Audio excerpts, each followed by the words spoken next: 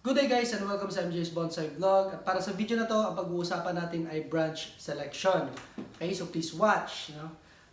Hindi na ako mag-i-intro, diretso na tayo. No? It's already 6:30 in the evening.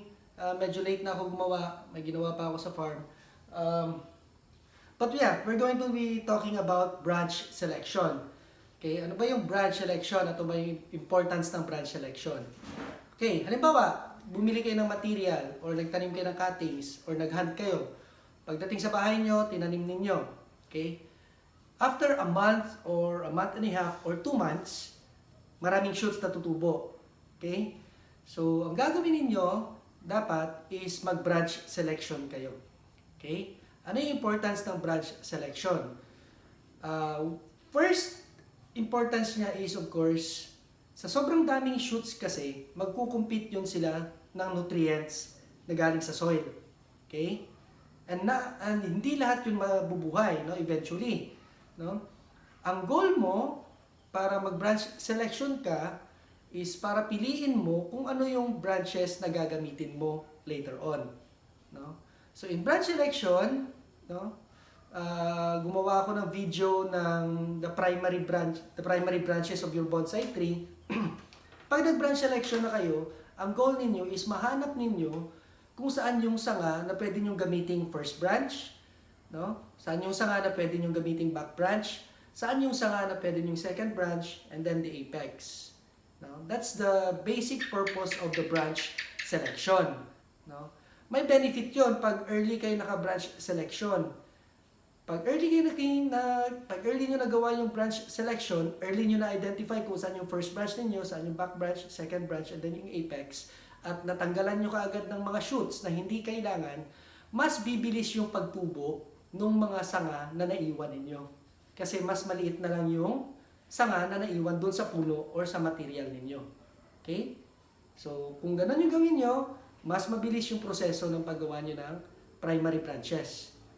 So it's very important na branch selection kayo early stage ng material ninyo. Okay? No? Na may karugtong na video ito, no?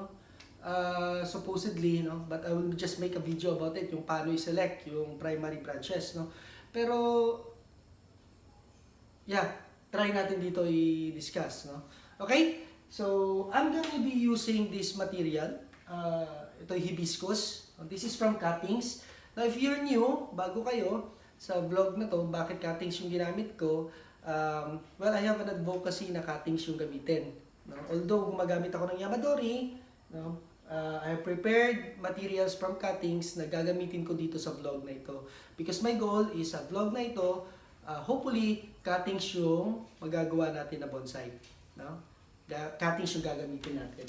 Okay, so I'm gonna be using this hibiscus. It was planted from cuttings around 2 years ago. And already, ganito na yung size niya. Almost kasing size ng wrist ko, mas malaki pa. And gagawa tayo ng branch selection dito. Okay? If you have cutter, the basic tool for branch selection is just, ito lang, yung gunting. No? Or if you have knob cutter, or concave cutter, then it's much better. No? Kasi tatanggalin lang naman natin yung sanga, no? Okay? So ano yung steps? The first step in branch selection is finding yung first branch ninyo. Okay? First branch, second branch, back branch, and apex. Hanapin ninyo yung mga primary branches ninyo. Okay? Para mahanap nyo, may karugtong yung video na to. We'll make another video on the importance of making a sketch. No? Kasi dapat may sketch ka before ka gagawa ng forma ng bonsai mo, no? Okay? Now, pero basic approach in the branch selection, no? First, hanapin ninyo yung front ng tree ninyo, no? Of course, unang-unang gawin pala is hanapin niyo yung style na appropriate sa kahoy ninyo. Okay? Yun yung una. For this tree, informal upright yung style niya, no? So the next step is hanapin niyo yung front ng bonsai ninyo. So, for this tree, ito yung front niya. Okay? After that, doon na kayo pwedeng mag-branch selection. Okay? So, yung goal nyo sa branch selection, hanapin yung posibleng maging first branch ninyo, yung second branch ninyo, yung back branch ninyo, and then yung apex ninyo. Okay? So marami siyang shoots, hindi gano'ng marami, no? But marami pero babawasan natin. Okay. For this tree, meron siyang abang na dito sa likod. Okay? Malaki. Okay? Pero wala siyang first branch, wala siyang second branch. Okay? No? So what I'm going to do is, ito na yung front niya, hanapin ko at magdi-decide ako kung saan yung papatubuin kong first branch. No? Okay?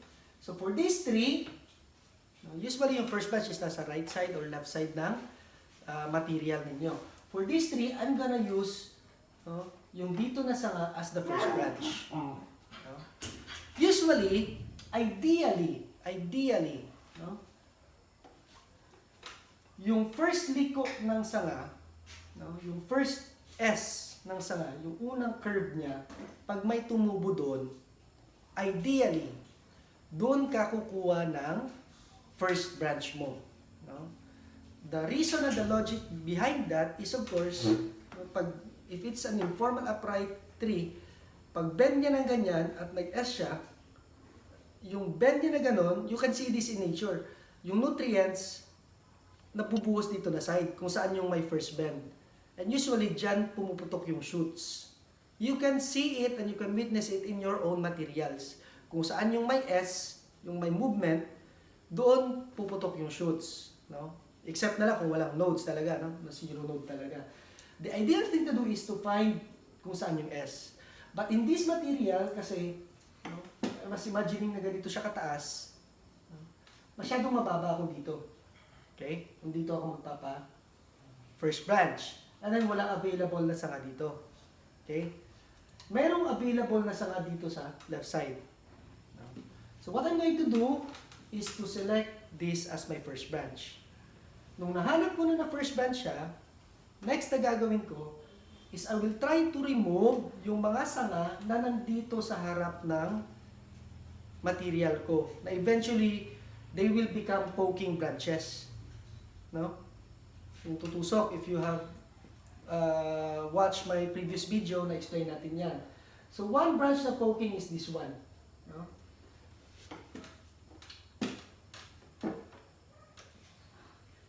Hindi ko lang sure kung maklaro dyan. Try natin i-zoom.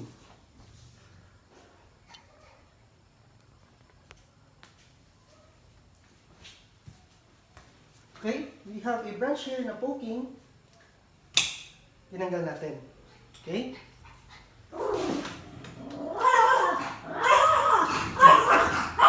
Ano? Wag na wag kayong masayangan na magtanggal ng sanga. Lalo na kung yung sanga ay hindi kailangan. Okay? Kasi kung mayroon kayong sanga na hindi lang naman magagamit later on at hindi nyo natanggal, no, dagdag trabaho lang yun. So, make sure na hanapin nyo lang yung sanga na kakailanganin ninyo. And then yun lang iiwan ninyo. Okay? Dito sa side na to, as you can see, mayroong dalawang sanga. No? I'll try to zoom it pa. I think makita na, no? Mayroong sanga dito, no? Sa area na kung saan ko gusto gawing first branch, no? Now, what is my problem? Hindi pwedeng dalawang sanga sa isang source from the trunk, no? So, galing doon, magsiselection tayo, isa lang, no? Isang sanga lang.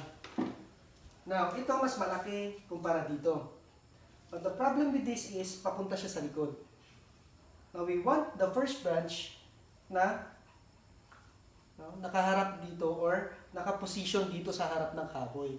So, ang kukunin natin is yung sanga na nasa likod.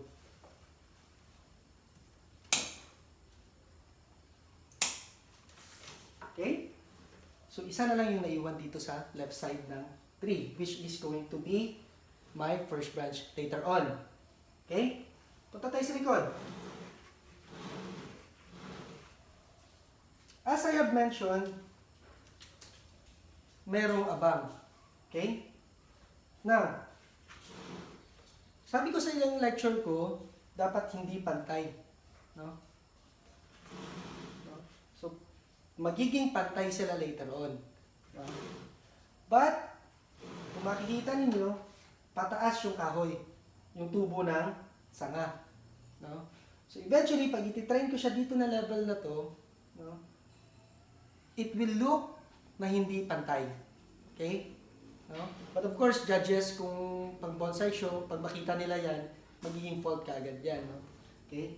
But, in this material, hanapan natin ang paraan. Okay? So, may abang na tayo dito, kailangan lang natin ng isang shoot. No? And so, we will remove other shoots na nandito.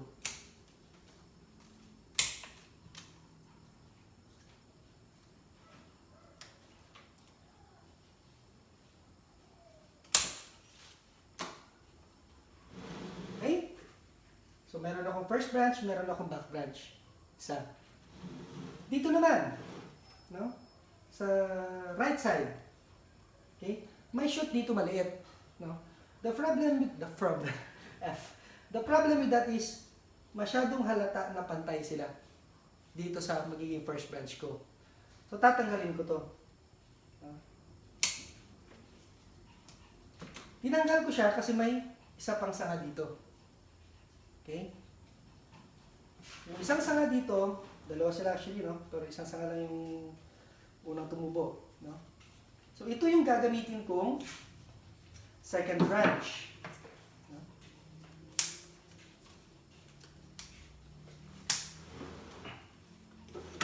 Ngayon, sa material ko, no, I have my first branch, I have my back branch, I have my second branch. Itong isang naiwan dito, ito na yung magiging apex ng aking bonsai. I don't know if you can see me.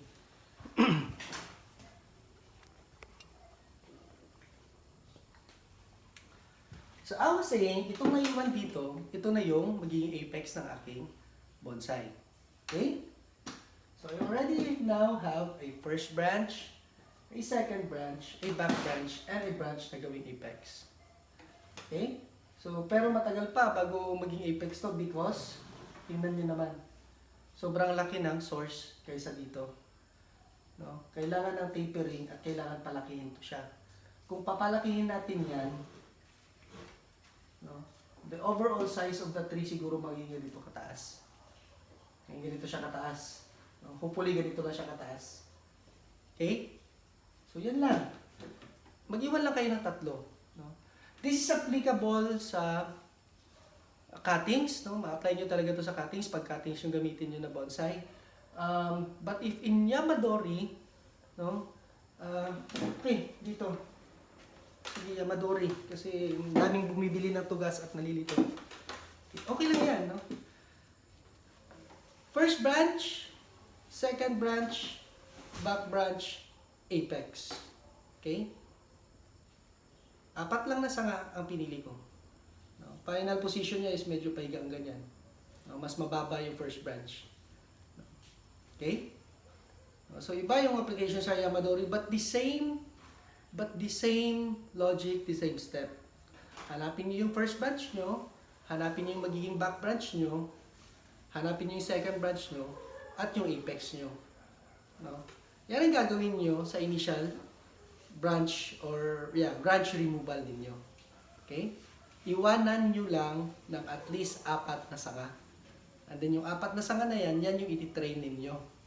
Papalakihin ninyo para makuha nyo yung proportion from the trunk to the primary branches. Kung gaano kalaki.